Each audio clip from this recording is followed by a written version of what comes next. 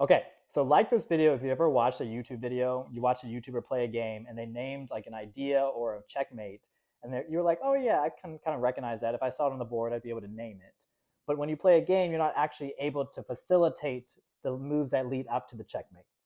If so, this is the type of video for you, because we're going to take a chance to kind of unpack an idea, which in this case, we're unpacking a Anastasia Mate, so that we can facilitate it in a position, so we can see it coming, right? So it's kind of the idea that a position is concealed until we reveal itself based on what observations we made in the past, okay? With an Anastasia's Mate, it involves a knight, a king that we're checkmating, of course, and a rook or a queen. So this is an important concept here, because you may have seen Anastasia's Mates being done where it's usually with the knight and the rook.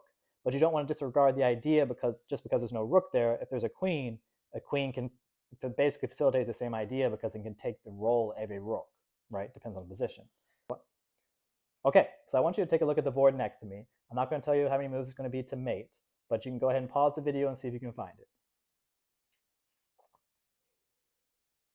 Okay, you got it? All right. Now, first move here is the knight to e2 check. So we're looking for forcing moves. Whenever you're playing a game, you typically want to look for the forcing moves first and rule them out if they don't apply. In this case, it does apply. So we're going to play knight to e2 check. They're playing king h1 because it's forced.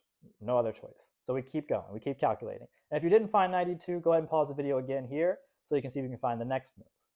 We're going to keep going. All right. Now we're going to sacrifice, you guessed it, really the only piece of sacrifice here, the rook on a2. And of course, there's another forcing move, and the king's going to reply, kind of bringing the king out of its protective layer there to a2. Now, if you didn't find the sacrifice, go ahead and pause again and see if you can find the final move, which will lead to mate. Not lead to, it'll be mate. Hint, hint. Okay? All right, and then we bring the other rook. So it wasn't the original rook that was really necessarily needed for the Anastasia Mate, but it was the second rook coming to h8. And I don't mean not needed for this case. It was needed for this given position.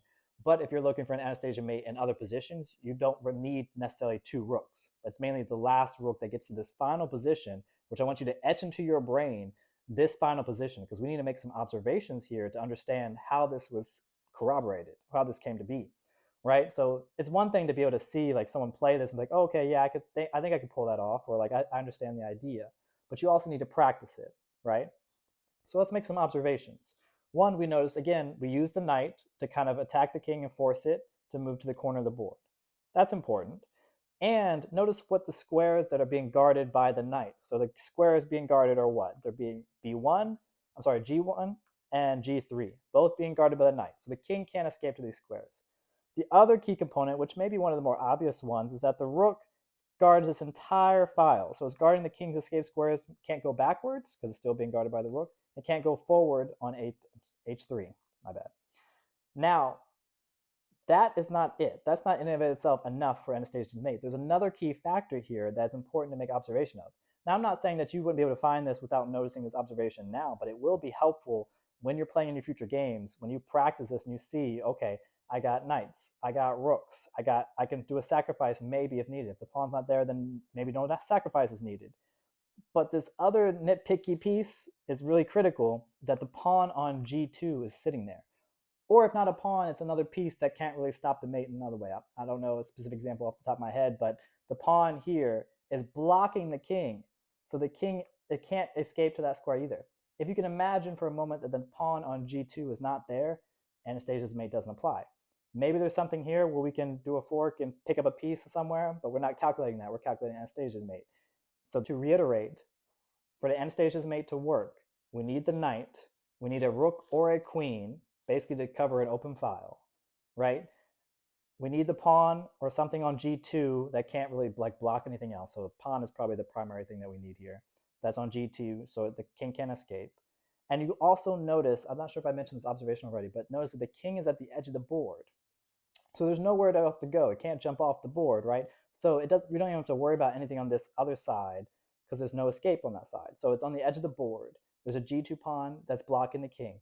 The knight is blocking the square's diagonal from it. In this case, it's on g1 and g3. And the rook covers the rest on the open file. That's what we need for Anastasia's Mate.